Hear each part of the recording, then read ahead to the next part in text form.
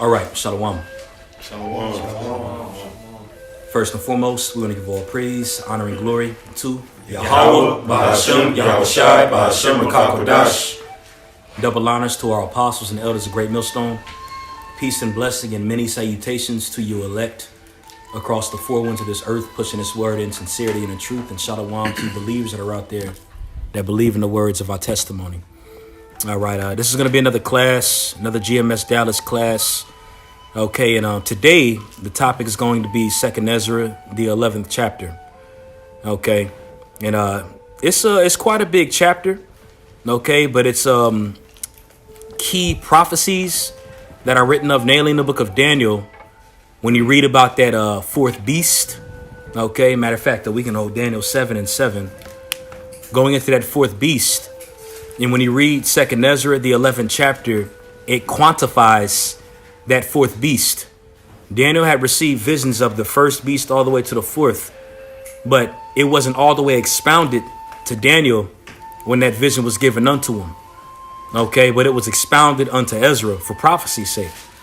Okay, and when you look at America, when you read about 2nd Ezra 11, it's talking about ancient Rome, and namely the 12 Caesars, the main Caesars that ruled in ancient Rome. When you read about it in 2nd Ezra 11, all right. And America tries to reenact it, or they do, but when you read it in 2nd Ezra 11, that has nothing to do with America. That's talking about the 12 Caesars that ruled in ancient Rome. Okay, and we're going to go into that, and we can start off on that Daniel 7, whoever has it. Daniel 7 and 7. After this I saw in the night vision, and behold, a fourth beast, dreadful and terrible. The reason why it says dreadful and terrible, because when those Romans came into power, man, they did works far beyond those other nations that preceded them. Okay, and they also put a lot of hell on the children of Israel. Like under that rule, that's when the Israelites had to scatter into Africa. And those were the Israelites that weren't captured and taken and thrown into the Colosseums and slaughtered and such. Okay, so those Romans did a lot of works, not even just to Israel, but on the planet Earth, the known world around that time. Okay, I believe iron weaponry, all right, was more so introduced through those Romans. All right, go ahead. Dreadful and terrible and strong exceedingly, and it had a great iron teeth. It devoured and brake in pieces and stamped the residue with the foot of it. Great iron teeth. You see, so when they started using that weaponry, all right, there was a lot of people that had difficulties fighting against it. And even we're going to go into it in 2nd Ezra 11, but it talks about how they had all the nations in subject under check under them. Okay, when they came in power, them nations, the ones that tried to rise up, they failed miserably. Okay, because the Most High had used them as a major pivotal piece in prophecy. Well, they were blessed with the sword, too. That's right. That's it. Yeah. That's it. If I want to add, iron is stronger than brass. Right. Brass or bronze. Right. Absolutely. Physically. So on a spiritual note, the empire that came latter with the empire that's in power at that particular time was dealing with more technology and was given the technology from Yahushai. That's right, brother. The sword. They was given a great sword. Okay. I want to make a quick point just to lead into this idea. Whenever we look into Romans, the 11th chapter, at the top is going into the beginnings of what's known as Pax Romana. For those people, 2nd Ezra, the 11th chapter, Salah, the water.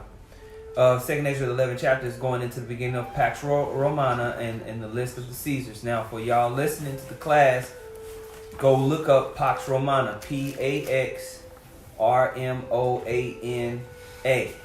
And it'll give you a brief history. This was when Yahushua came on the scene as far as his preaching. And this is when Rome was like the obvious empire of the day. And I was going to read a little bit about Pax Romana, and that'll kind of lead you into 2nd Ezra. Come. Right. So this is Pax Romana on Wikipedia. It says Pax Romana Latin for Roman peace, is a roughly 200-year-long period in Roman history, which is identified with increased and sustained inner hegemonial peace and stability, though not meaning without wars, expansion, and revolts. It says it is traditionally dated as commencing from the ascension of Caesar Augustus, founder of the Roman Principate, in 27 BC, and concluding in 180 AD with the death of Marcus Aurelius. And we always talk about the downfall at 183, with Septimius Severus, everything like that. It says the last of the 5 good emperors, since it was inaugurated. That word inaugurated is another term that was taken from Rome that the U.S. presidents today use. Inauguration, right? And that goes back to the Augurenes, the soothsayers that used to sit in the seat of council for the Caesars. All right, and so that's where you get inauguration. It's all about witchcraft and studying birds. That's how Rome was named. Romulus and Remus. They forecast who was going to be at the seat of power. That's right. Basically, the Augurenes. That's exactly right. And so what happened was you had the mythology behind it is that Romulus and Remus brothers, right, who were born of a she-wolf, right? Right. They had a battle, and basically the Augurenes, they would watch the bird flights, and the birds landed on Romulus, right, saying that he was supposed to be the rightful successor or the beginning emperor. That's what became known as the Roman Empire. Okay, so that's where you get the term. He was inaugurated. Wow. Romulus was inaugurated, right? Interesting. So it says it was inaugurated by Augustus with the end of the final war of the Roman Republic. It is sometimes called the Pax Augustus. During this period of approximately 2 centuries, the Roman Empire achieved its greatest territorial extent, and its population reached a maximum of up to 70 million people.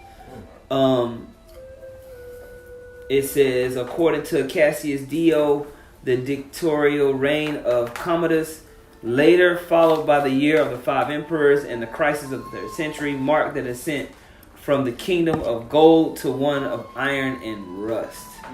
Right? Which goes into the Daniel. Absolutely. Perfect, Absolutely. You know what I mean? So, Pax Romana, you can type that in and basically read that on Wikipedia and give yourself an even better understanding of the magnitude of the Roman Empire and its influence at that time. Right. Con. Man, beautiful. Man. With that being said, let's go on and start 2nd Ezra 11. This is 2nd Ezra chapter 11, verse 1. It says, Then saw I a dream, and behold, there came up from the sea an eagle, which had 12 feathered wings and 3 heads. And when you go into that, all right, that's going into that eagle ultimately represents Rome. Okay? And it's very spiritual that links up to Mystery Babylon right now. It links up to Esau. Esau, right. All right. Shows you that when you read it in Deuteronomy 28, when it says we were going to be shipped off into a land like as swift as an eagle, shows you that it's going to be very similar or a reflection of Rome. Okay. And those 12 feathers are talking about 12 pivotal emperors that ruled. Okay. And when you go into those 12 feathers, the first one starts with Julius Caesar, which a lot of historians aren't really gonna relate him as being a Caesar. All right, more so an emperor, just because his last name was actually Caesar. When you go into that title of Caesar, it goes into his actual last name. That's where the title czars get. When you get the Russian czars, those rulers, and you also have Kaiser, like Kaiser Wilhelm. All right, those Germanic rulers went by that title of Kaiser. It goes back to Caesar. So when you go into these 12 feathers, you got the first one being Julius Caesar. The second one, which a lot of scholars are going to acknowledge to being the first technical Caesar. Well, really, he was the second. All right, but it goes into Augustus Caesar. All right, and Augustus Caesar ruled between years 27 BC to 14 AD. All right, and he was actually in the power seat when Yahushua was born. When you read it in Luke, the 1st chapter, it goes into how Caesar Augusta, he was the king around that time, loosely paraphrasing. And we'll pull it up here in a little bit. The third was Tiberius, who ruled 14 AD to 37 AD. The fourth, Caligula. He Tiberius is when you read about him during the time of Acts. Okay. That's right. That's right. Yeah. Caligula was 37 AD to 41 AD. Claudius Caesar was 41 AD to 51 AD. Then you have Nero, which is a very popular name, all right, that we bring up very often. All right. You know, he's the one that looks like Donald Trump a whole lot. All right. Acted like him too. 54 AD. You said what, Mike? I say this Claudius was during the time of Acts too. Yeah. Because during the time of Acts there was a famine going on. And that's why they had to, that's why with the whole idea with Safari and Ananias was a big deal because there was a famine going on at the time. Yeah, but I remember Mike Oliver did a lesson on that. It was a good lesson too. Highlighting like the tension that was going on at that time of why it was so important for everybody to, bring what they had. And like when you look at the dearth, because I think that's what it talked about in the scripture. Exactly what it said. It says that there's a dearth. And so when you break it down and looked at what was happening geoeconomically, it was like, oh man, the Most High was dealing, Straight the up. whole ass niggas allowed. Straight up. That's why Paul was dealing with Corinthians as well around that time because they was being selfish. Beautiful. And you had Nero, all right, and he was in charge when you hear of the whole burning of Rome. All right, it was really orchestrated by Nero. He was the mastermind behind Rome being burnt and blaming it on us. Okay. Then you have what was called the Year of the Four Emperors, and Brother Ariala. I believe you just read about that just a little. The Year of the you said the 5 good emperors. Okay. Then you have also what's called the Year of the Four Emperors. It was 4 emperors that ruled in literally 1 year, which shows you the Most High was hauling them, bro. You know what I'm saying? Yeah, they was killing each other. Yep. They was being demons. Matter of fact, real quick, Revelation, the 6th chapter. That was Otho, Goblin. It was Galba. Yeah, Galba was. Vitellius. So what's the order of it? It was Galba that was first, and then it was Otho afterward, and then it was Vitellius, and then that's when Vespasian came in power afterwards. Right. Flavian dynasty began. Yeah, absolutely. And Vespasian was also a key general that was under Nero when that whole burning of Jerusalem had taken place as well. Okay. And Vespasian was also reincarnation of Julius Caesar, and it goes in. Apostle Har mentioned that when you listen to the breakdown that he did going into that. Okay, and it's going to play a huge role into what we're going to continue to read about those 3 heads in 2nd Ezra the 11th chapter. Anybody got that Revelation 6? That's cool. All right. This is the book of Revelation, chapter 6.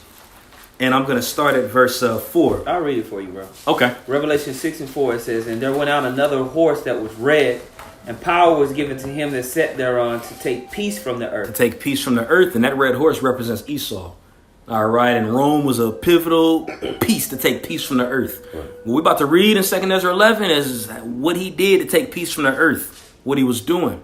Okay. You got it. Another thing is when you read Revelation 12, Rome is noted as a red dragon. That's right. So you can tie that to that as well. Absolutely. And there's Noah's wrong because it was talking about Herod trying to devour Yahweh. So. That's right. Con. Right. And Esau's red. You don't wrong, yeah. Hey, man, as you're speaking, that ties in the Romans with the Idumeans. That's it. Because who is the father of Herod, Antipater? That's right. Who got his way in by being a counsel for John Hyrcanus II. That's right. So that lets you know that Esau Edom wasn't done away with. Absolutely. They here? Absolutely. Go ahead. All right, it says, "And there went out another horse that was red, and power was given to him that sat thereon to take peace from the earth, and that they should kill one another, and that there was given unto him a great sword." A great sword. All right, to kill one another. And that's Esau's MO. There's another one right. to Esau's that sword. Yeah. Hey, he wanted to kill Jacob.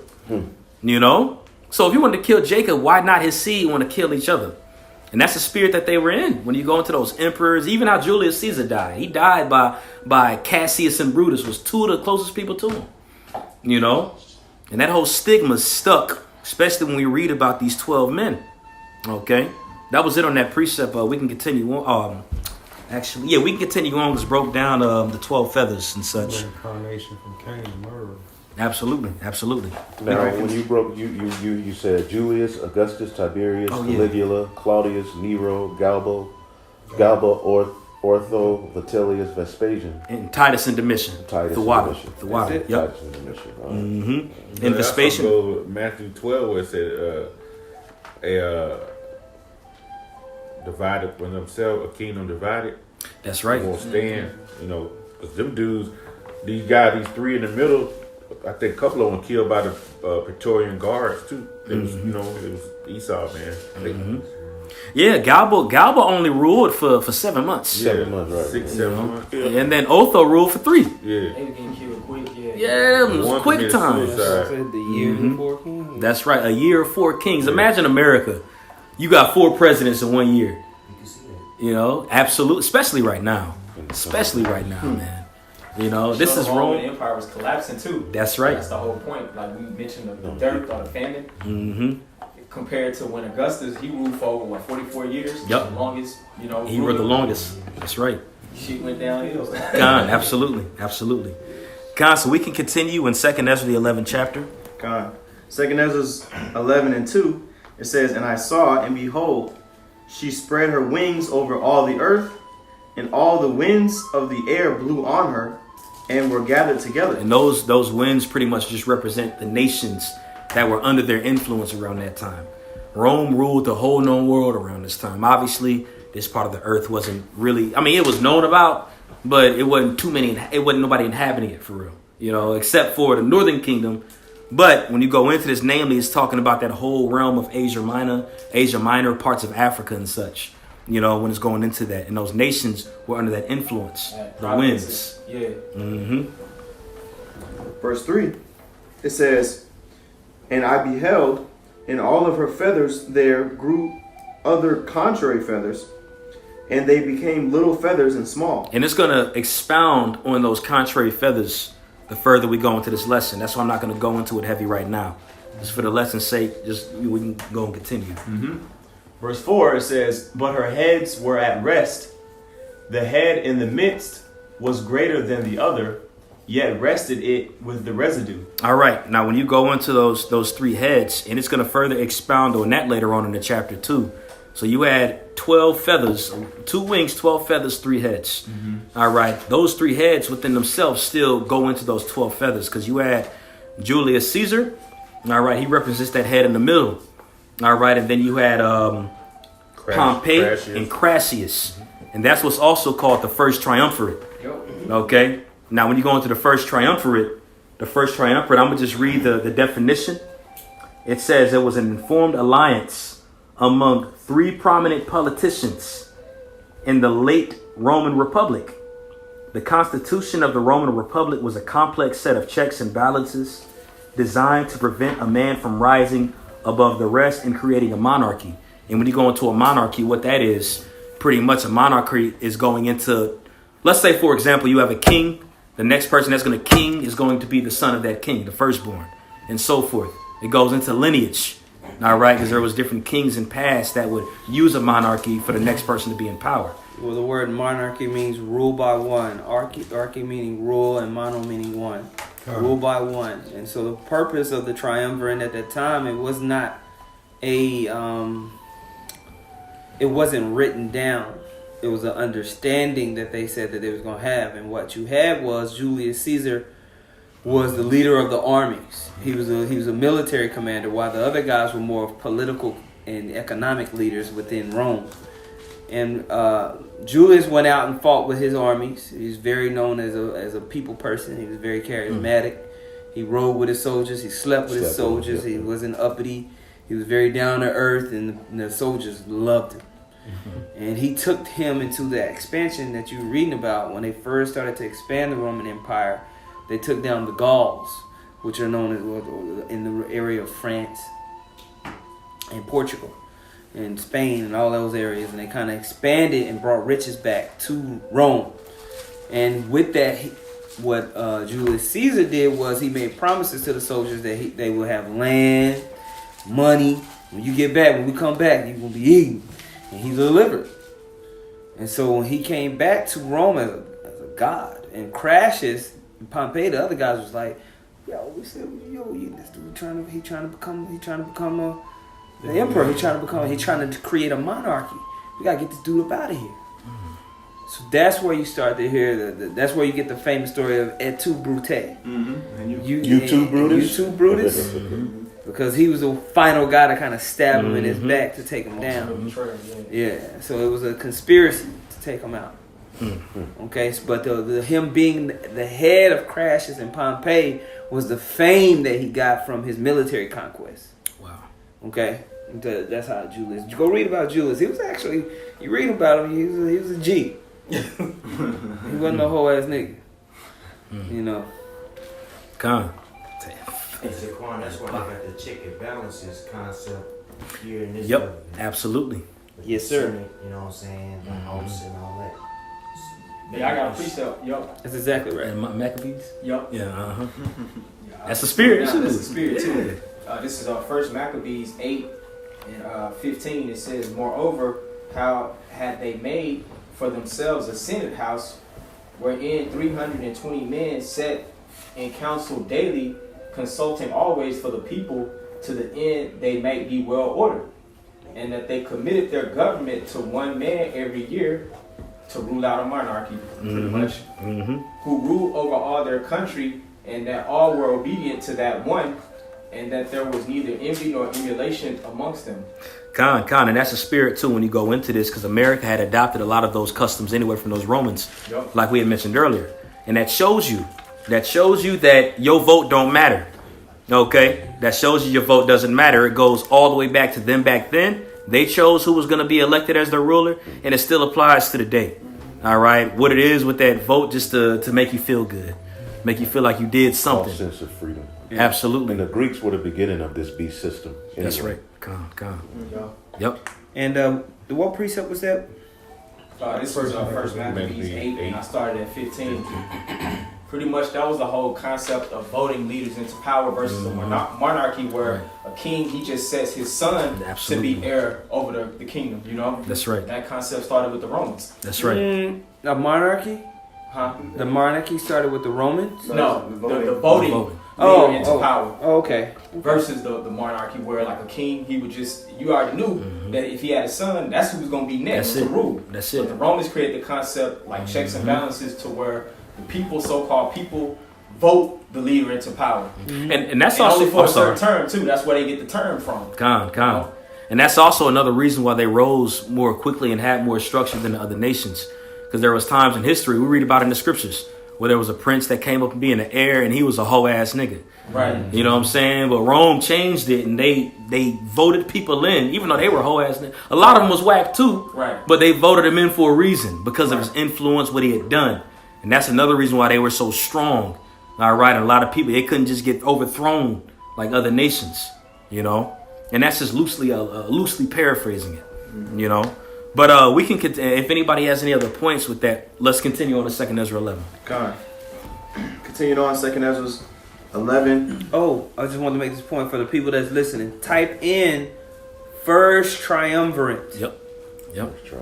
First Triumvirate. Type that in and just read the first parts, and it'll talk about everything that we just said. That's right. God. 2 Ezra 11 and verse 4. It says, but her heads were at rest, and the head in the midst was greater than the other, yet rested it with the residue. Julius Caesar was great, and it was acknowledged. We just literally went into that too. You know? Go ahead. Con. Verse 5, moreover, I beheld, and lo, the eagle flew with her feathers and reigned upon earth, and over them that dwelt therein. Those are the winds everywhere. You know, it had that influence over the whole known world around that time. Okay? And they also had vassals. That's right. There was a beast system back then, too. This was the first beast system, and then America reiterated it through this system. That's right. It says in verse 6, and I saw that all things under heaven were subject unto her, and no man spake against her. No, not one creature upon earth. Right. They had that much influence. We just read earlier in Daniel chapter 7 that they were given, it was a beast having iron teeth, and they subdued the nations. Okay, now don't get it twisted. It wasn't like those vassals that the elder just mentioned didn't try to conspire to come up against them, but just know that it didn't work. You know what I'm saying? It did not work at all, because we just read about the influence that they had, the power that they had. You know, and also the brother just mentioned earlier as well, the Most High had gave them that power to subdue the nations. Okay, so there was people that fought up again, that tried, okay, but it didn't work. You know, they had to play their role in prophecy, just as everybody has to play their role in prophecy. That's why Babylon the Great had took so long to gain stature, which is America, and now we're seeing its fall, because it had to fulfill a particular measure. One thing that we all have to remember is when there were particular kingdoms that was ruling, the Lord had done it. Okay, that's why, the scriptures also loosely paraphrasing goes into how the Most High set us up one king after another, a nation after another. You know, Daniel talks about how the Most High will raise up the bases of men. These are the Edomites. These are the bases of men right here. Okay, but the Most High allows particular nations to rule to fulfill the measurement. All right, he's very calculated. All this is written anyway. So they had to play their role in prophecy for us to be here to do what we're doing today. You know? I got a precept. Come. This is Daniel chapter 2, verse 40. It says, the fourth kingdom shall be strong as iron, for as much as iron breaketh in pieces and subdueth all things, and as iron breaketh all these, shall it break in pieces and bruise. So, yeah, even when you go into iron, bro, it's virtually, I ain't gonna say it's indestructible because it can break, you know, but iron has to be, when it's forged, it has to be forged in a very peculiar way, you know, so it won't be broken so easily. Carbon. You know what I'm saying? Carbon as well. It has to be forced with carbon in order to make steel. The iron does. Okay. The water. That's a bet. Spirit is brothers here. Well, that's what you had. You take the iron ore and you mix it and you create steel weapons. And one time that it was unmatched. Yeah, that's right. Beautiful. You was about to say something too? You pretty much broke it down. You said it already. Okay, this is Second Esdras, back in Second Esdras chapter 11, in verse 7. It says, and I beheld, and lo, the eagle rose upon her talons, and spake to her feathers, saying, watch not all at once, sleep everyone in his own place, and watch by course. Go ahead, next verse. Verse 9. But let the heads be preserved for the last. Preserved. The Most High preserved it. He had set them up for their times. When you go into the eagle speaking, and it's saying to the feathers, let everyone have its part at their particular time. That goes into all 12 couldn't rule at the same time. And earlier, went into all the different emperors and even the time spans that they had ruled. Okay, so the Most High had established certain ones to rule for this period of time, that period of time, this period of time, and so forth. Okay, so that's what it means when it says, like the brother just read. All right, it says, Salakia. What verse was that? Verse 8. It says, verse 8, watch not all at once, sleep everyone in his own place. Sleep everyone in his own place. All right, certain of them weren't weren't set up to be in power yet. Okay, Augustus had his particular time to rule. Tiberius had his set time to rule. Claudius and such. That's what that means when you go into that. It's a progression. That's right. Go ahead. It says in verse 10, and I beheld, and lo, the voice went not out of her heads, but from the midst of her body. And I numbered her contrary feathers, and behold, there were 8 of them. Now, when you read this ain't talking about 8 extra feathers on top of the 12. This 8 is talking about of the 12. All right. These contrary feathers were also mentioned early in the chapters going into the small feathers. Okay. And all that's talking about is just the Roman rulers that didn't have, I don't want to say necessarily as much influence. All right. But they didn't rule as long as particular other ones. Okay. Go ahead. It says, and I looked, verse 12, and I looked, and behold, on the right side there arose one feather, and reigned over all the earth. And those are those particular rulers that ruled in their set order and arrangement. And the same followed with the left wing. The same order and arrangement the Most High had them set up to rule in. Go ahead. It says, and reigned over all the earth, verse 13, and so it was, that when it rained, the end of it came, and the place thereof appeared no more. So the next following stood up and reigned and had a great time. Had a great time. That's talking about Julius. That's talking about Augustus. Verse 12 is talking about Julius. Yeah, that's that feather. And then Augustus, the water. Augustus had that great time. Out of all those 12 feathers, Augustus ruled the longest. There wasn't no other rulers that ruled half the time. The brother mentioned it earlier. Augustus ruled 40 to 41 years. All right, that was unheard of back then. You know, and a matter of fact, it's in Luke, the 1st chapter. We can get that really quick just to show, because the scriptures, people like to talk about how the Bible is a mystery, a fairy tale, a fable. Right. And they'll say that, none of this stuff really existed. Right. If that's the case, why was Augustus mentioned in the book of Luke? All the world should be taxed. Yep, exactly. And we can get it. This is in on the coin, Matter of fact, this is in Luke 2, Salakia. This is Luke 2:1. It says, and it came to pass in those days that there went out a decree from Caesar Augustus that all the world should be taxed. And when you read it in the NLT version, it says, and at that time, Roman Emperor Augustus decreed that a census should be taken throughout the Roman Empire. And that's another example that shows you that America is Rome as well, because America does the same exact thing. They do a census, and they've been very heavy on that census recently, making sure that who you are and where you need to be. Why do you think so? Okay, so that's another example that shows you this is Rome, but to show you that there is this Bible is the history book. All right, it's a book of many things, but one of its roles that it plays is a history book, and it goes throughout key pivotal points of history. Okay, so it's not a fable, it's not a mystery, no fairy tale, man. That's what they want you to believe, and that's why you're in the docile state that you're in right now, which is the spirit in Satan that's in you anyway. Okay, but the Bible is true. All right, and we're reading this in 2nd Ezra 11, by the way, man. A lot of people will say this isn't canon. They'll say it's not original. This goes in history, and when we read it, when we continue, not only does it go in history, but it wasn't by mistake where it said this second feather ruled longer than all the other ones. And Augustus just so happened to rule way longer than the other ones.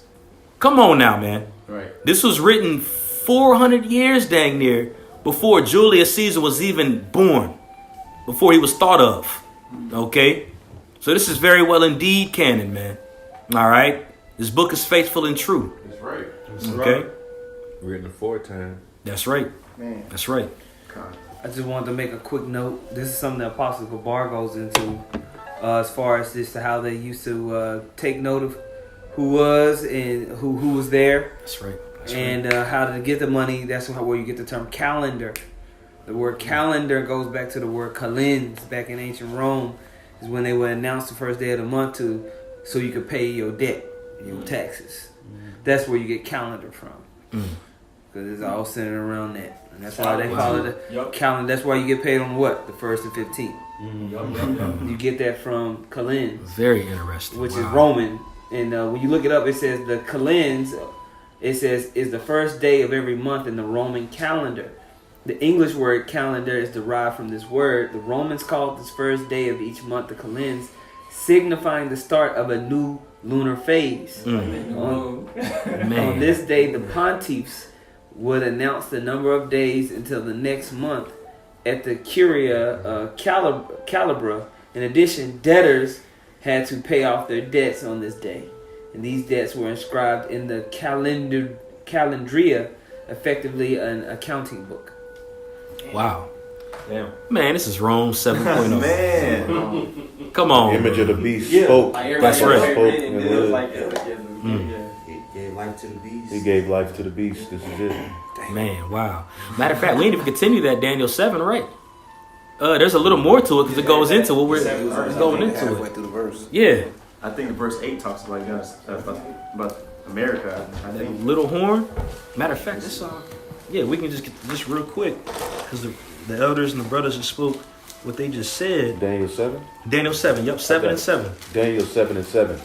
And after this I saw in the night visions, and behold, a fourth beast, dreadful and terrible, and strong exceedingly, and it had great iron teeth. It devoured and brake in pieces, and stamped the residue with the feet of it. It was diverse from all the beasts that were before it, and it had 10 horns. Mm-hmm. And So those vassals? Those vassal states, yeah. Mm-hmm. And they were diverse because we broke that down. They had the Senate, how they voted. Mm-hmm. It says, I considered the horns, and behold, there came up among them another little horn. Another little horn. All right. So that fourth beast is not talking about America, but that little horn is that. It's mentioned there. It snuck in there real quick, that quick jazz. Right. It shows you that that's America right there. Because they influence, that horn is nothing but part of that beast anyway. It came out of the It came out of it. Right. You know, Yeah. so Rome has that influence on America and why America does what they do today. All right. Very similar. Rome reincarnated. And how you know that it's talking about America is because right after that, judgment comes. That's the right. Lord sets his judgment. That's right. And the end is going to come through Babylon, just being destroyed. It's just an extension of that fourth beast. That's right. You know, he brought it back to life. Started with the Renaissance period and ended all the way up Man. to Babylon the Great.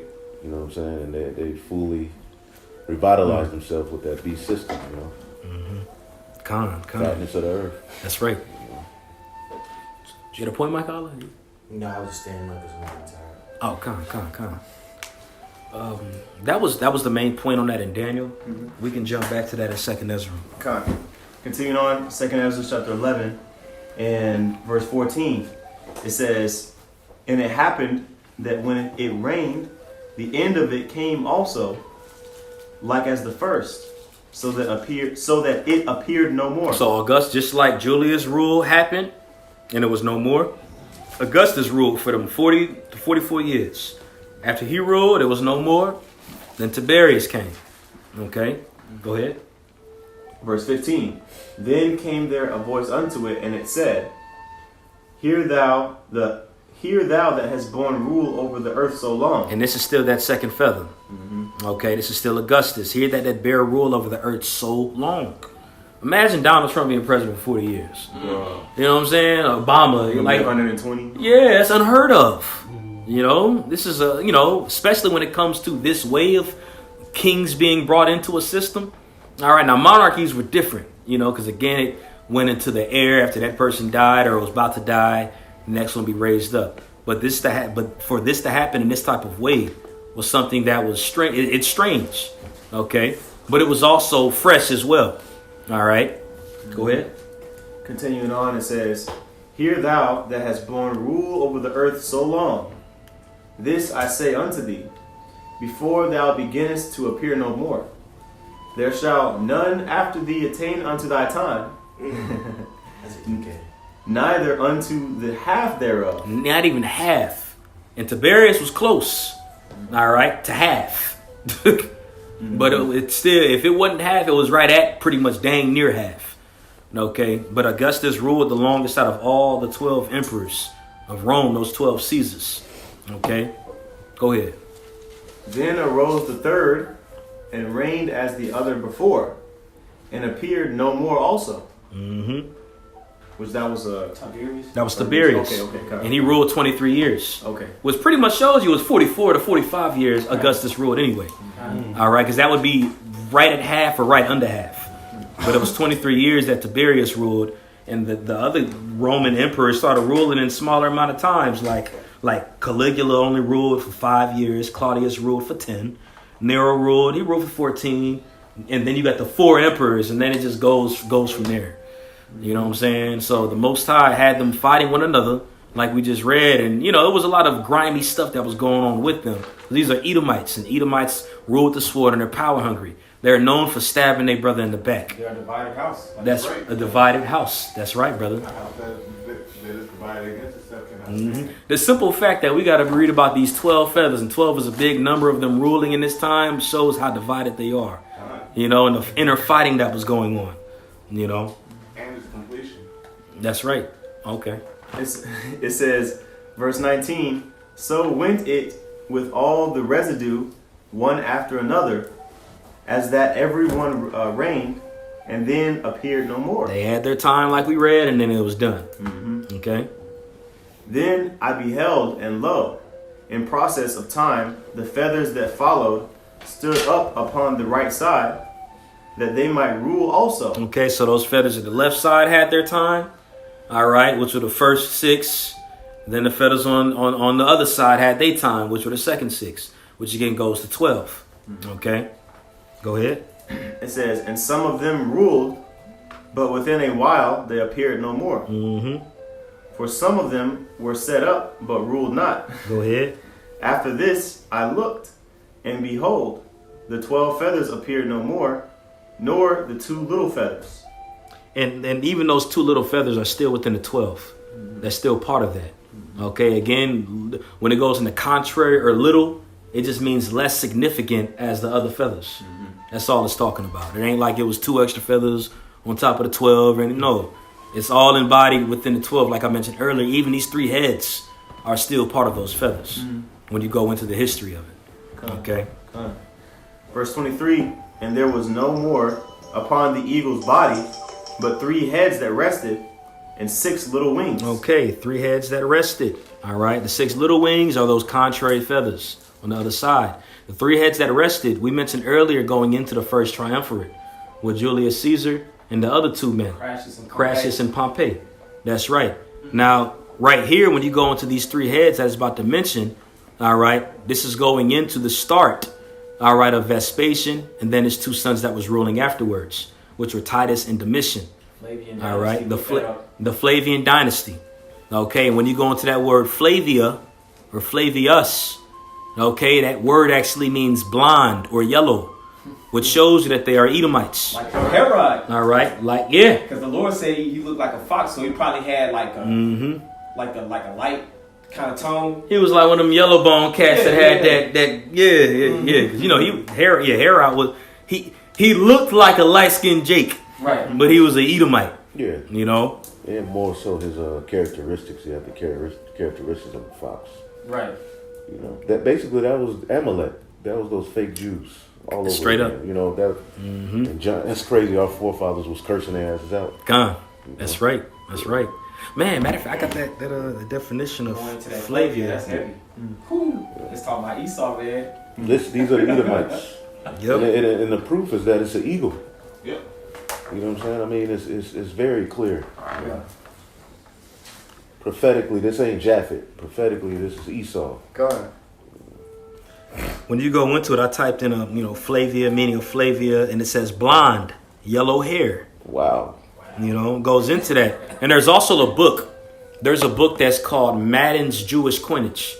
All right, and it just goes into just history of coinage and other things that apply to ancient nations, not even just the Jews.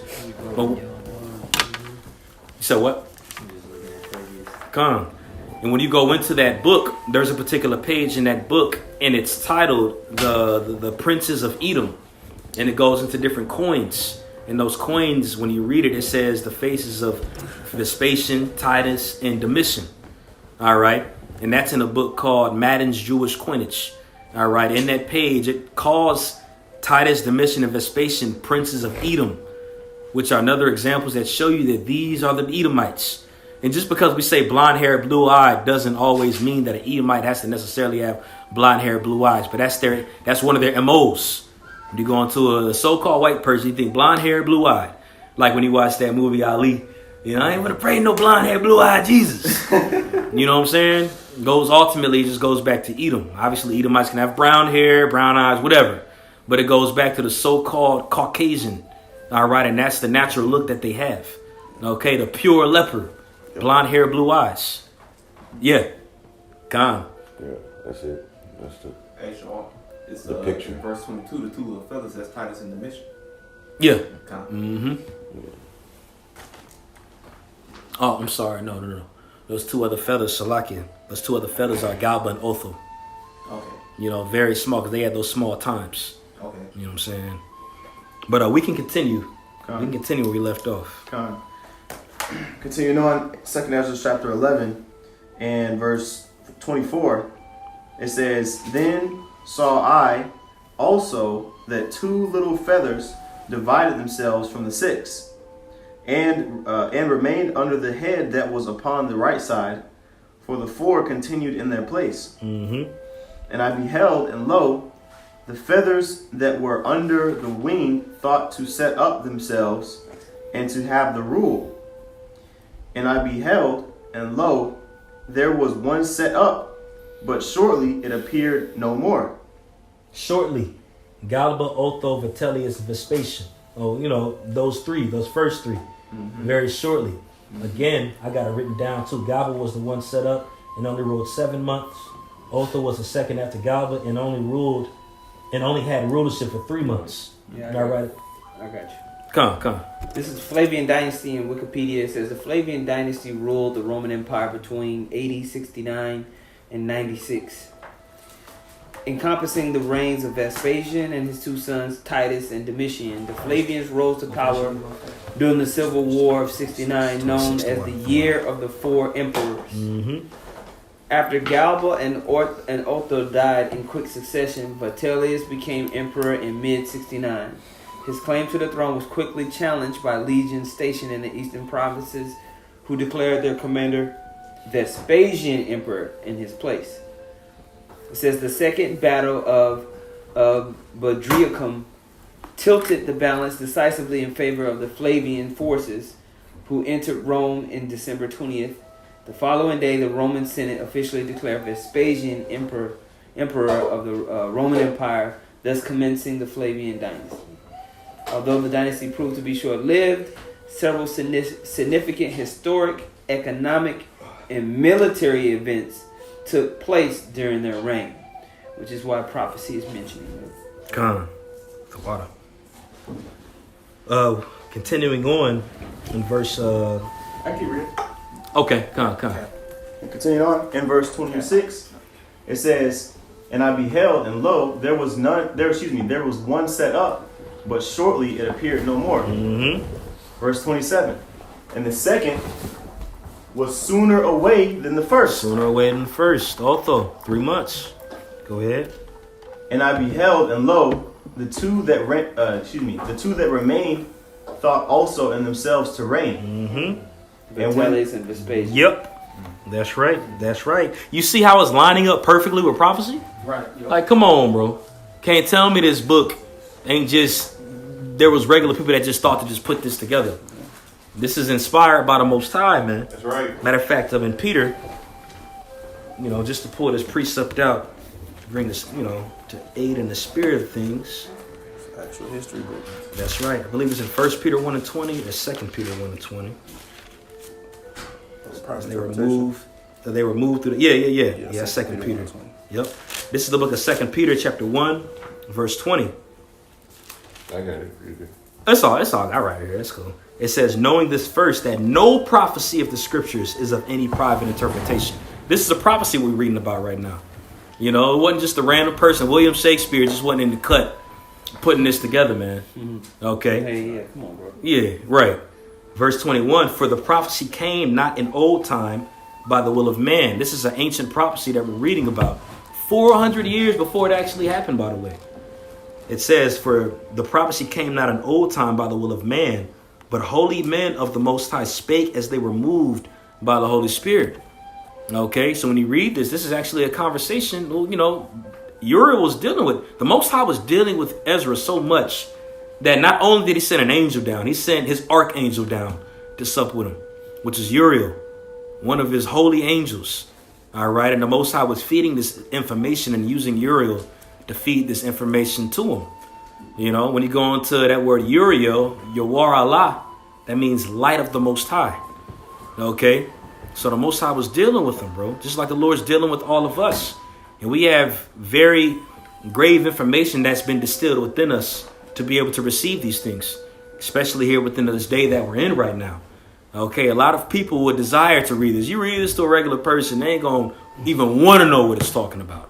They're not going to care, So we have to have a different spirit on us to not only want to learn this, but to understand this, So don't take this lightly. It's a very important thing that we're part of. We are men that are being moved by the Most High to be able to interpret these words and pour it out and distribute it. Okay? We've been given heavy lots. Be grateful for it. Put precept back up. Come. It's, Psalm 68:11. The Lord gave the word, Great was the company of those that published it. And when you go into that word publish, it means to declare, like the gospel, to utter. Okay? And that light has been given unto us. To make public. Absolutely, to make public. And that's what we're doing on the highways and hedges, the lessons that we do. That's what the Spirit has been placed on us to do. That's our job. Okay? Just as you got your job to go to work or whatever your job is, this is our job that the God of heaven and earth, by the way, the omnipotent, had given unto us. Which shows us we ain't insignificant. We are very significant. God of heaven and earth, that created everything, gave you this top shelf knowledge and he gave it, to be responsible with. All right. And we could possibly be those future rulers, man. So we've been given something grave, man. We was going into it last week in your class, bro. That engrafted word. This is part of it, man. Okay. Go ahead. Continuing on in verse 28, I'll read it again. And I beheld, and lo, the two that remained thought also in themselves to reign. Mm-hmm.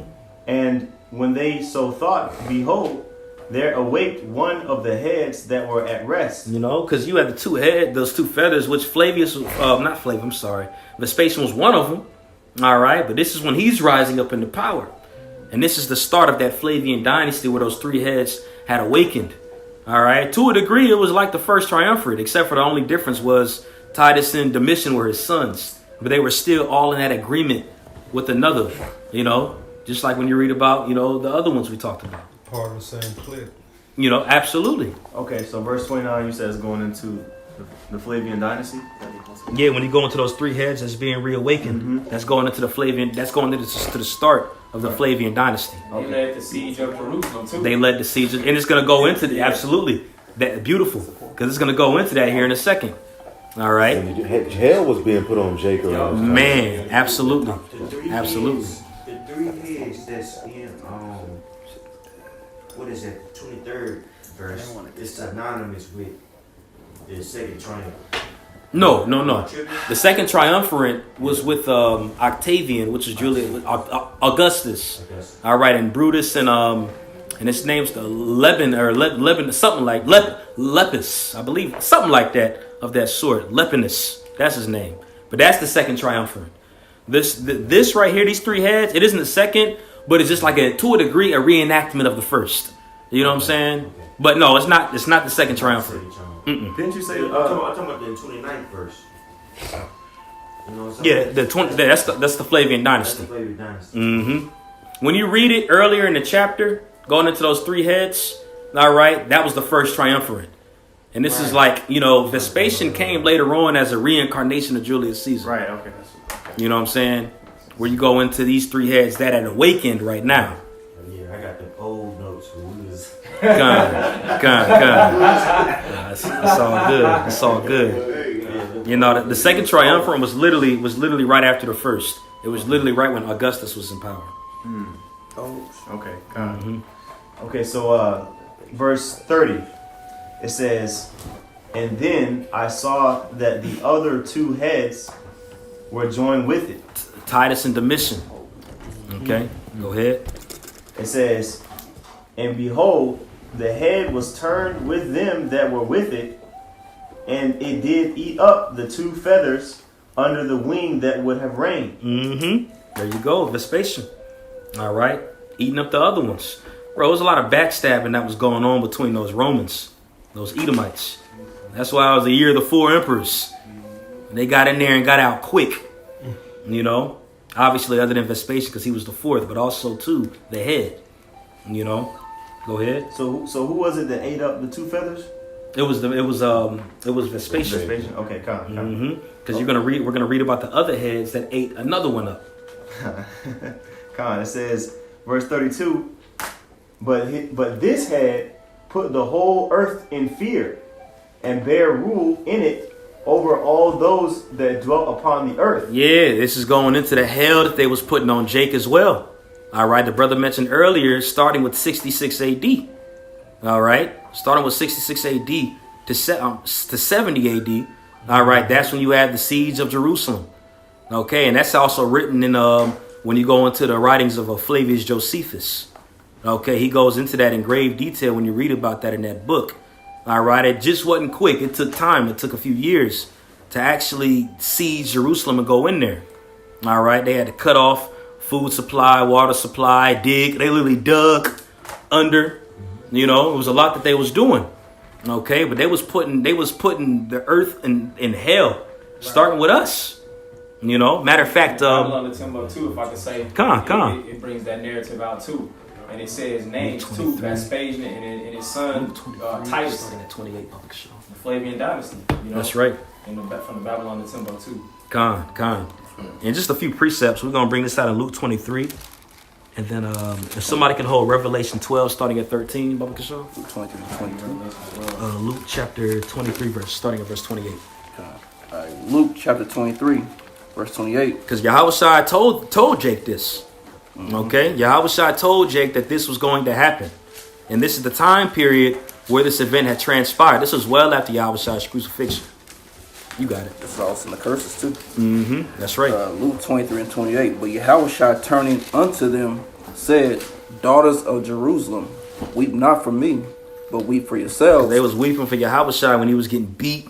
He was carrying that stake with Simon up there. That's when they started weeping for him. And he's saying, don't weep for me, weep for yourself. Go ahead. And for your children. For behold, the days are coming in the which they shall say, Blessed are the barren and the wombs that never bear. So that shows you how severe this time period was during the Flavian dynasty. All right, because Jake was being starved out, eating children, doing all and above. Belts and shit. That's right. That's coming down. That's right. In the mountains. It's coming. That's right, Mike Oliver. It's coming all over again. Right. Now, Yahushua was talking about a lot of these prophecies there's duality involved in them. All right, you just got to be spiritual to be able to see it. That's why Ecclesiastes said there's no new thing under the sun. Okay, just as Jake caught hell around the time of Nebuchadnezzar, Jake caught hell around the time of Antiochus Epiphanes. When you read about that in Maccabees, Jake caught hell around the time of the Flavian dynasty. Jake is about to catch hell in the latter days during Jacob's trouble.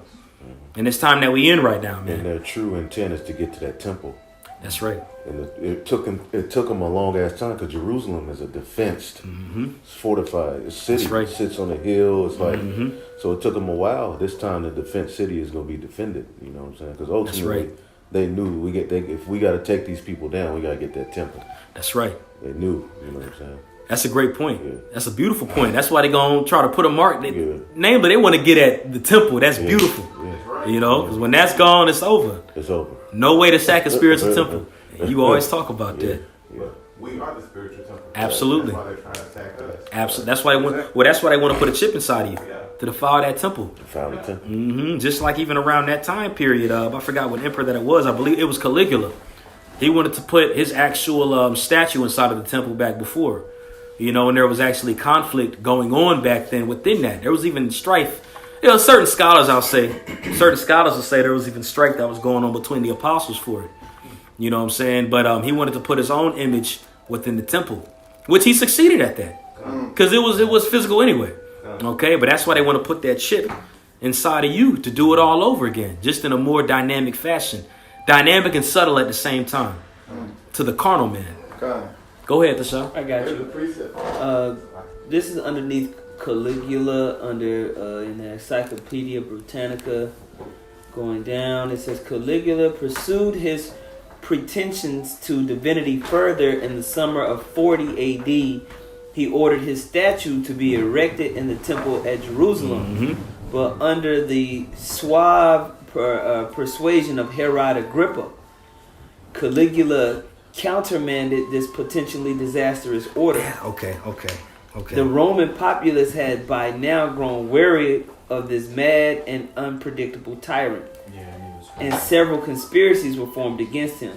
In January 41, 4 months after his return to Rome from Gaul, Caligula was murdered at the Palestine Games by Cassius Caharia, tribune of the Praetorian Guard. The Praetorian Guard was always used to hit niggas. They hit There's some good movies on the Praetorian Guard. The water for that, because I got it mixed up with the image of jealousy that was in the temple where I said it was erected in there. That's what it was. The water for that. And Go ahead, Deshaun.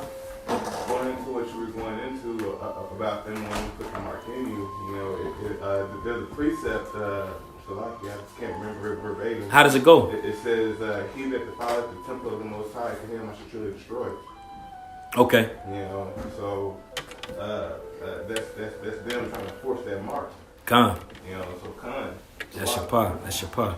Beautiful. We can go back into this in 2nd Ezra 11 unless you got a precept. I was still. You just don't want that Luke was at it. Oh, yeah. Revelation 12 as well. That's right. That was pretty much it on that Luke, where they said they want the mountains to fall on us. Okay, yeah, I can read that part. Okay. Luke 23, middle 29. Blessed are the barren and the wombs that never bear, and the paps which never gave suck. Then shall they begin to say to the mountains, fall on us, and to the hills, cover us. Because a lot of people, especially, I'm going to say this, the people that aren't in the know, these regular, I should say, bystanders, they're going to bear witness to a lot of death.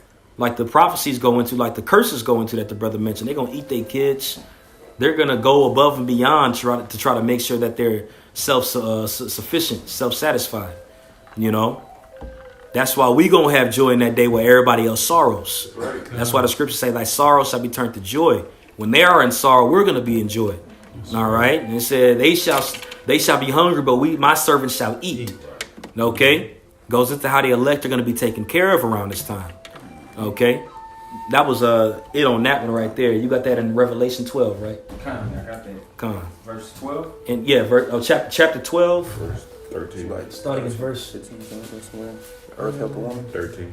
13? Yeah, starting at verse 13. Okay. Right. This is Revelation 12 and 13. And Yahshua mentioned earlier, when you read about this dragon here in Revelation 12, it's talking about the Roman Empire. All right. And we read earlier in Daniel 7 that this little horn that came out of that beast is an extension of that Roman Empire, which is talking about America.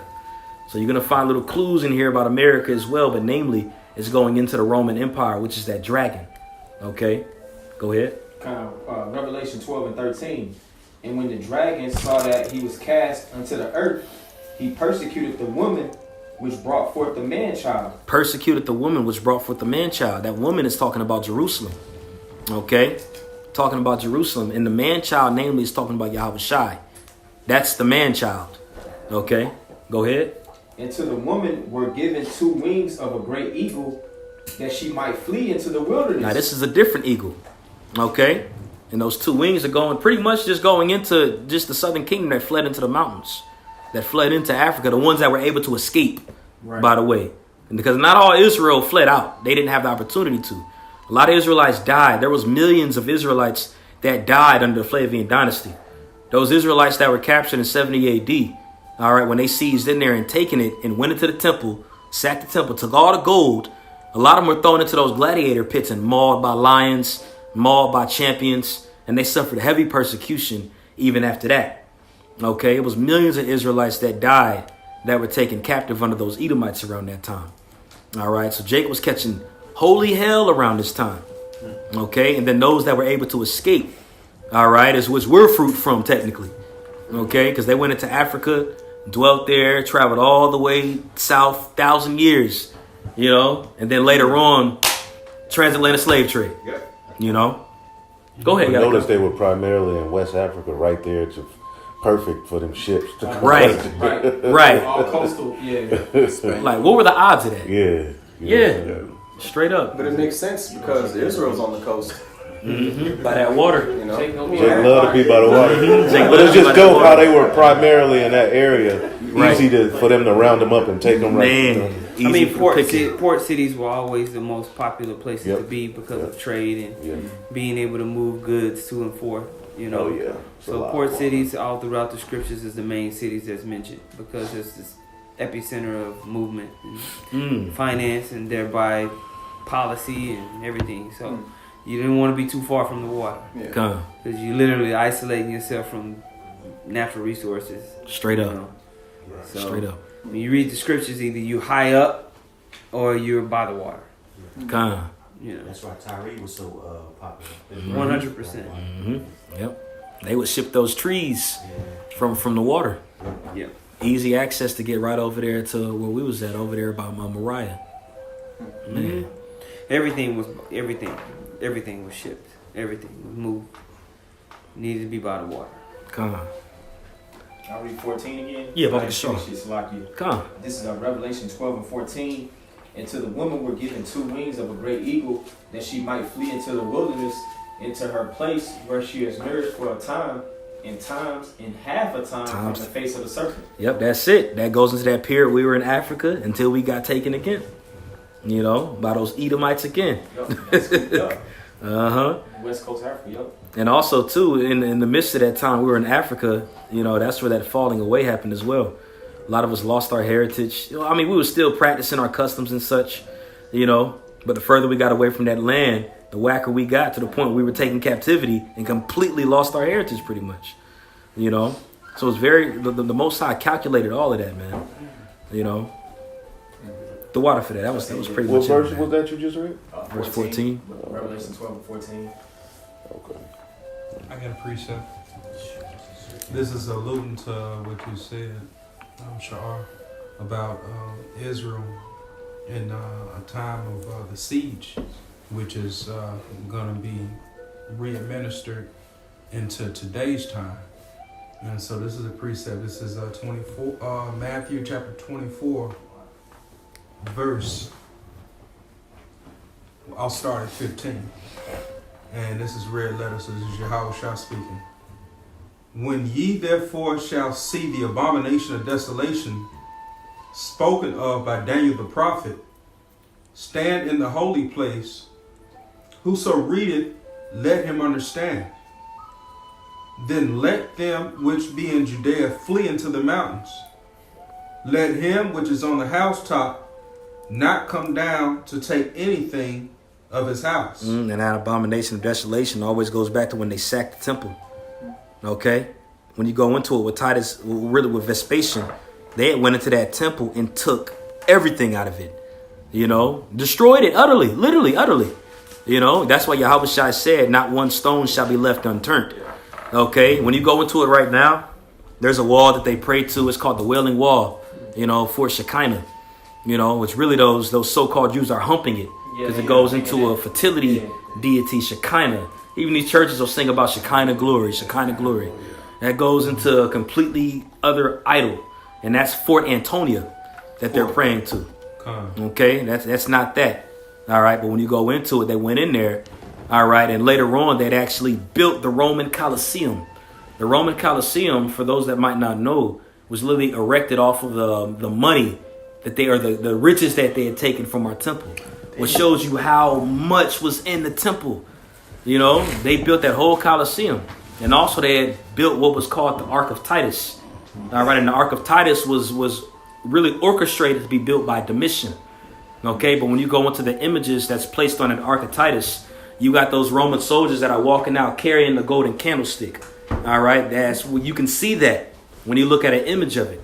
And that goes to them destroying the temple and taking all the riches out. Just like what Nebuchadnezzar did. They have a replica of that in Atlanta. Mm-hmm. They sure do. Man, they sure do. Yep. Downtown. Mm-hmm. That's right. They gloated about our downfall. You got that now. One of the 7 wonders of the world is the Roman Colosseum, bro. 7 wonders of the world. Because they're like, this is one of the great achievements of mankind. Man, to take down Israel and to build off of their riches. Man. Yeah, man, that's heavy. God. We can jump back into that in that 2nd Ezra 11. I think we left off at like verse 33, 34. Yeah, I'll read 32. This is 2nd Ezra 11 and 32. It says, but this head put the whole earth in fear, and bare rule in it over all those that dwelt upon the earth with much oppression. Mm-hmm. And it had the governance of the world more than all the wings that had been. Mm-hmm. And after this, I beheld, and lo. My bad, more than the wings that had been. Flavian dynasty was doing a thing in wickedness. Yeah. You got it. I was going to say they have like way. more territory at that time too? More territory as well. Yeah. More people under them and more death. Mm. It was doing a lot, bro. It says in verse 33, and after this I beheld, and lo, the head that was in the midst suddenly appeared no more, like as the wings. At his time, and he was gone. But there remained 2 heads, which also in the sort ruled upon the earth, and over those that dwelt therein. So that first head was Vespasian, and Vespasian died. All right, you can actually look this up for yourself. Vespasian, you know, you watched the movie Life, where they was getting ready to get let loose, and he went to the bathroom and he ain't come back. He literally died on the shitter. That's how Vespasian died, dookie on himself. You know, he died of immense diarrhea. One of his latter words when he died on the deathbed was like, "I believe I'm becoming a god." You know, so excuse my French, but he died. He lasted until his shitty end. His death was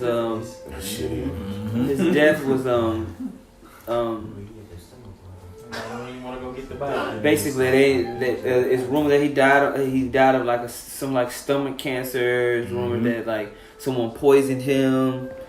There's multiple kind of like stories about how he actually died of the issue that he had. Whether it was some type of viral disease or whether he actually got poisoned, because when you read about Vespasian, because that was Titus's son, right? Vespasian was the father. The Vespasian was the father. There was a lot of just controversy going on in that time, and you know whether he was going to be accepted or not still was up in the air. He had his campaigns where Titus was fighting for him. Yep. That's right. Titus was the son fighting the Jews. Right. Yep. Yes. Fighting the Jews. Yes. And so there was a lot going on with that, you know. So you'll get different accounts on how he died. That's you know, right. Whether it was natural causes or whether he was actually poisoned. It's up in the air. Yeah, that's right. Nigga was bloated. He bloated with dookie on his sheets. Yeah, he was through. All right, bro.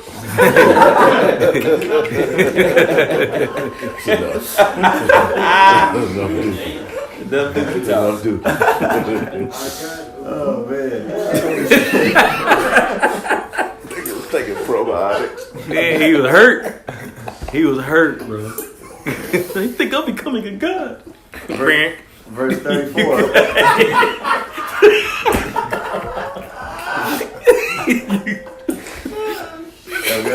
Okay. Second Ezra chapter 11, verse 34 says, "But there remained 2 heads, which also in the sort ruled upon the earth, and over those that dwelt therein. And I beheld, and lo, the head upon the right side devoured it that was upon the left side." That's right. Them 2 heads were, again, Titus and Domitian. All right. Now, certain people will say that Titus, there's different theories that are out there of how Titus died. Certain people will say he died in a fire. Certain scholars believe that he was murdered. Certain people even believe that he was poisoned by his brother. That's what I believe happened, because the scriptures say that it was devoured. It makes sense. It makes more sense. Yes. Poisoned him or something. But all of these guys was just fighting, bro. Like the whole time it was just infighting. Yep. They were paying people off, trying to get positions the whole time. That's why they make so many movies about this era, because there's so much drama. Yeah, straight up. It's like constant drama, bro. Yeah, straight up. It says in verse 35, Let me see if I can pull up Titus. "And I beheld, and lo, the head upon the right side devoured it that was on the left side." Verse 36. I got a quick precept. 2 Ezra 12 and 28.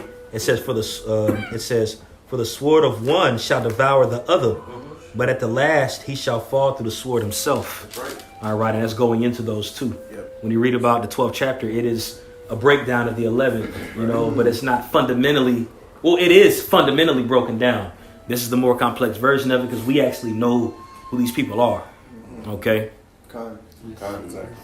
It says in verse 36, it says, "Then I heard a voice which said unto me, Look before thee, and consider the thing that thou seest. And I beheld, and lo, as it were, a roaring lion chased out of the wood." A roaring lion chased out of the wood. Okay, so this is after the brother of the Sharbaquah pointed out earlier that this is a little snippet of America's judgment too. Okay, a lot of these prophecies have to do with duality. Generally, this is talking about Rome, but America is that little horn that came out of this dragon. Okay, so Yahushua represents this lion that came out of the wood.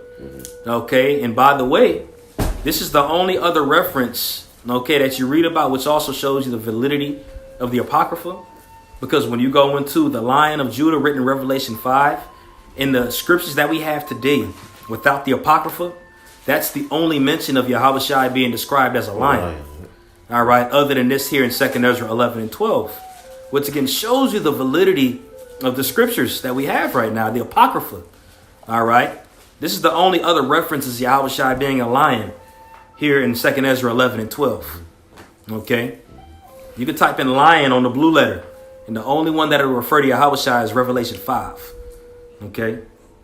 So so basically that lion coming out, chased out of the wood is Yahweh. That is Yahweh Shai. And he's returning to Rome. He's returning to the second Rome. Right. That's right. Because when you read Daniel 7th chapter, he comes right after that little horn rules. That's right. And speaks great things.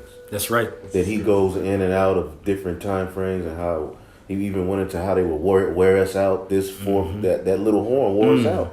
Straight but up. That's where Yahweh Shai returns. When you look at prophecy, that's right. If you look at prophecy, it all ends through that little horn.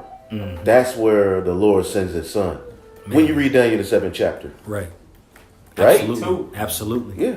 That's when Yahweh Shai returns through that little horn. That's right. After that little horn's rule, yeah. That's which is proof that that's Esau. Man. Because the end of the world. That's right. Absolutely. Absolutely, brother. That's right. You know Or 7. Beautiful. yeah. I got a question now. Come. About this scripture, you said that about that lion. It's Jeremiah 4 and 7. The lion is coming up from the Now that's talking the about Nebuchadnezzar. Right. Okay. Yeah, that's talking about Nebuchadnezzar. Because when you read Daniel the 7th chapter, that beast is likened unto a lion with wings on it. You know what I'm saying? That's right. You know the Syrian Babylonian Empire. Nebuchadnezzar was actually a Syrian. He was a Syrian. Yeah. That's right. I got a precept though too with just to show that lion right there is talking about Yahweh Shai.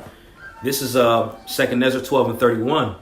And the lion whom thou sawest rising up out of the wood and roaring and speaking to the eagle and rebuking her for her unrighteousness with all the words which thou hast heard, this is the anointed which the highest hath kept for them and for their wickedness unto the end. Which shows you again that little horn right there is a miracle. Right. Because we would be raised up too. The Lord would send the Holy Spirit down after that 3 days and a half, and we would go out and prophesy. That's also a part of that lion rebuking.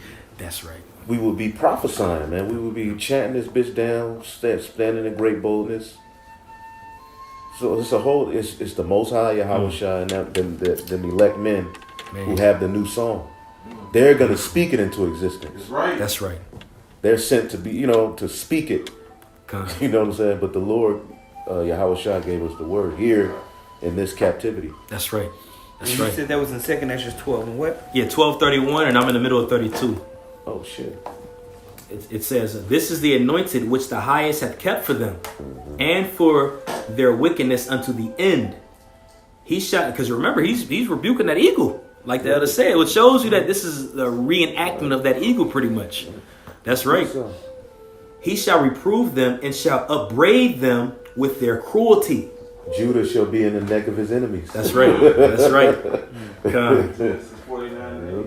Verse 33 says, for he shall set them before him alive in judgment and shall rebuke them and correct them. Makes me think of in Proverbs, it goes to a cruel Lord, shall loosely paraphrase and rebuke them, which is talking about Yahweh Shai. All right. The Most High is coming with violence. He's coming with violence, man. Okay. He's coming with threats.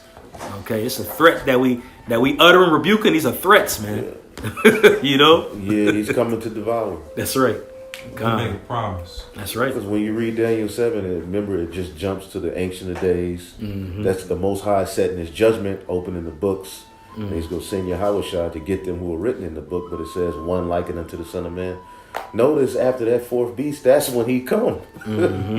So this is that lion. That's this, but it starts here with us speaking it into existence. That's right. Beautiful, man. Whew. I got chills. Continue on, 2nd Ezra chapter 11, and I'll read verse 37 again. It says, and I beheld, and lo, as it were, a roaring lion chased out of the wood. And I saw that he sent out a man's voice unto the eagle, and said, hear thou, I will talk with thee, and the highest shall say unto thee, art thou not it that remainest of the fourth beast? The four beasts. Daniel 7 talks about the four beasts. So he's giving them the breakdown. He's expounding on him, this fourth beast. Daniel ain't even get that. You know, he just was told a fourth beast. Right. You know. I mean, he went in a little bit, but not like this. You know what I'm saying? Absolutely. Yeah. He showed him a lot of what he would do. Daniel was actually fucked up by the vision. Like, Yeah. he was like, damn. Yeah. He would stick to his stomach. Mm-hmm. He was watching, hurt. He saw, the shit that was going, colors. Yeah. Mm-hmm. That's right. That's right. He saw all that shit. TLC. He was like, oh no. He saw Jake through. Yeah. Like, he saw the beast ruling. Mm-hmm. That's right. That's right, bro. Chasing waterfalls. What was this? The perm. Durags. Yeah. He seen Jake in he seen Jake in a low state. He saw this beast rule. He saw him drunken with the blood of the saints. That's right. That's right. Iceberg. Oh, wow. Continuing on. In verse 39, art thou not it that remainest of the four beasts whom I made to reign in my world? In my world. That the end of their times might come through them? That's it, man. That's how you know this is talking about Esau, bro. That's right. You got to look at prophetically, bro. You got to corner this nigga, bro. Obadiah, get Obadiah the last verse. I love making this point, bro. The last verse in Obadiah, bro. This is how you link Esau, the end of the world, to that fourth beast. Obadiah, verse 21. And saviors shall come up on Mount Zion to judge the Mount of Esau, and the kingdom shall be Yahweh Bashem Yahushai. Mm-hmm. That's it. That's it. Yep. So if you matching it up, this fourth beast got to be Esau, right? Because it's through his fall that the kingdom is going to be the Lord. The Lord is going to set up Yahushai's kingdom on earth. Man, yeah, and it tells you Esau is the end of the world, and Jacob is the beginning of it. The father. So this can't be Japheth. Doesn't make sense. It doesn't make sense. The sign show the Lord's on his way back soon, so it's got to be Esau. Keep going. Yeah, we can keep going. I was looking for one of Joel, but it's all good. The point was made beautifully. 2nd Esdras chapter 11, verse 40. And the fourth came and overcame all the beasts that were past, and had power over the world with great fearfulness, and over the whole compass of the earth, with which much wicked oppression. You see, it said the whole compass because that little horn had to rule, and that was Babylon. That's where Esau had the fullness. North, south, east, west. His policy dominated. The sword, he dominated with his sword through this America, the NATO, and the EU. They have control pretty much over North. So they got control of this bitch. That's right. Yeah. Because Rome, they had control of that known world, but it wasn't the whole compass of the earth. Right. So it was fulfilled. Esau's blessing was fulfilled through this beast system, this little season, It says, verse 41. Oh, I'm going to finish verse 40. Yeah. It says, and so long time dwelt he upon the earth with deceit. Yeah, lying wonders. Yeah, with all deceivableness, man. 2nd Ezra 2. By deceit. Yeah, yep. 2nd Thessalonians 2. That's him. It's some shit, and it's deep. It's deeper than we even know. There's a lot of shit we think real ain't real, bro. Yeah. A lot of the history we know, like there's a lot of shit that was just him creating shit and just being a demon, bro. Right. He's a real motherfucking wizard, bro. Yeah. The devil. He's a liar, bro. Come. It says, verse 41, for the earth hast thou not judged with truth. There we go. For thou hast afflicted the meek. Thou hast hurt the peaceable. And he's getting this is that lion cursing out. This is what he's saying to him. And basically this is what we're saying to him. Go ahead. It says, thou hast loved liars and destroyed the dwellings of them that brought forth fruit, and hast cast down the walls of such as did thee no harm. I got a quick precept real quick. This is 2 Thessalonians 2:8. And then shall that wicked be revealed, whom the Lord shall consume with the spirit of his mouth, as we were going to earlier, and shall destroy with the brightness of his coming, even him whose coming is after the working of Satan, with all power and signs and lying wonders, and with all deceivableness of unrighteousness in them that perish, because they receive not the love of the truth, that they might be saved. Under that witchcraft that he's putting out there, you know. Pseudoscience. That's right. What precept was that? That was 2 Thessalonians 2, starting 8 and 11. Okay, I had a precept too, if you don't mind. Yeah, come. This is Psalms chapter 55, verse 20. He hath put forth his hands against such as be at peace with him. He hath broken his covenant. The words of his mouth were smoother than butter, but war was in his heart. His words were softer than oil, yet were they drawn swords. So that's Esau's overall general mindset, is just to take over. You know, to use his sword to deceive, or to use his tongue to deceive, and use his sword to, while you turn around or while you trusting him and got a little sliver of hope that he's not gonna kill you, thrust you through, man. So rock the wheel. Yep, that's right. And that was Psalms what? 55 and 20. Ric Flair spirit. I got a precept. Come on. This is Ecclesiastes chapter 13, verse 7. It's like verse 7, it says, and he will shame thee by his meats until he hath drawn thee dry twice or thrice. And at the last, He gonna put you through that hamster wheel, man. He gonna work you to death. Rat race. Yep. Hey, you remember when Thomas Jefferson was president? man, He was doing so much wickedness, bro. He had Jake working dang near literally all day and gave them like 3 hours of sleep. You know, constantly, bro, wringing us dry. well, he did say that they didn't need rest. Right. They were free. That was a common understanding of the Edomites back then. You know, that we didn't need rest. You know, we didn't show emotion. We were 3/5 of a human being. You know. Well, just to finish it out, it says, and he will draw thee dry twice, even thrice, and at the last he will laugh thee to scorn afterward. Man, tax you. You know, tell you that you the problem. Make America great again. You niggas is crazy. That's what he do, bro. Points the finger, bro. It says, when he seeth thee, he will forsake thee and shake his head at thee. Yeah, come. Continuing on, 2nd Esdras chapter 11 and verse 43. Therefore is thy wrongful dealing come up unto the highest, and thy pride unto the mighty. That's right. Go back to that Obadiah, the first chapter. You know, that pride is on fleek. You know, he took it there. He took it there. Man.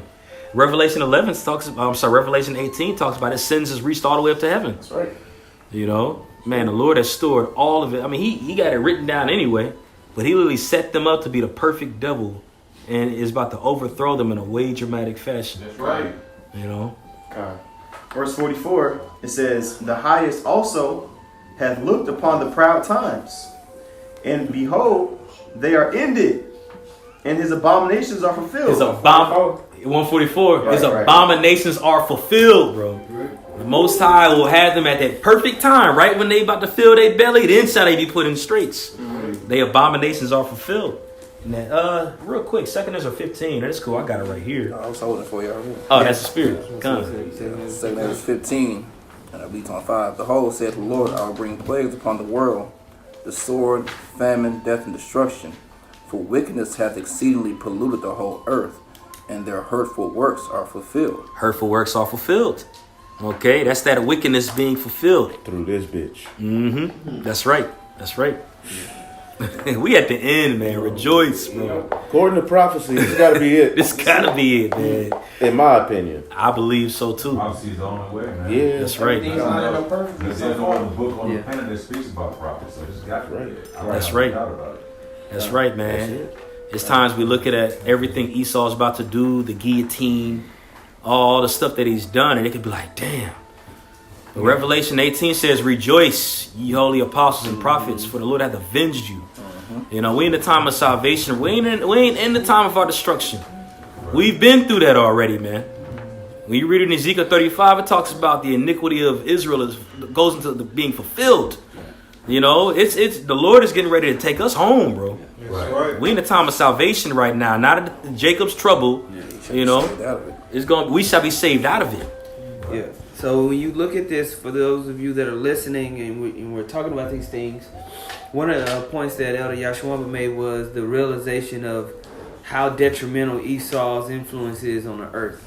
Not only to us as a people, us so-called Negroes, Latinos, and Native Americans, but to the Most High's creation in general. Because the creation of the Heavenly Father is precious. And we are set to dominate it, or rule over it in righteousness. And because of Esau's wickedness, the Heavenly Father's creation, something that is set to be eternal, like the seasons and plant life and life in general, is set to just reset itself over and over, just like your body. It's set to just be in an immortal state. Underneath Esau, it's dead. So we read this in 2nd Esdras, the 15th chapter. You read this in Obadiah. You go to Isaiah, the 24th chapter, where it talks about how this person is ruling. You combine that with Isaiah, the 14th chapter, and what we read about in Revelation 18. You get a bigger picture of why the judgment that's coming on the planet Earth is so large and powerful. That's right. Okay? Yeah. And that's what we're reading about. We're not just reading about an entity of Esau, this guy that's red and hairy. No, he's grown himself into this dragon, into this beast system. And we get a glimpse of that system as we read 2nd Esdras, the 11th chapter. Its scope, how policies is running all through it, how dynamic they ruling. When you go and actually look at the history of these 12 Caesars, you're going to be up all day. There's so much that happened. Right? And we're not even talking about the Greeks. Right. That mean, and the Romans make the Greeks look like a joke. Yeah. Right. You know what I'm saying? And the Greeks showed their ass. And the Greeks showed their whole ass. That's right. So, yeah, man, the Most High's got heavy judgment, you know? That's right. I have a precepts back up. Revelation 11:18.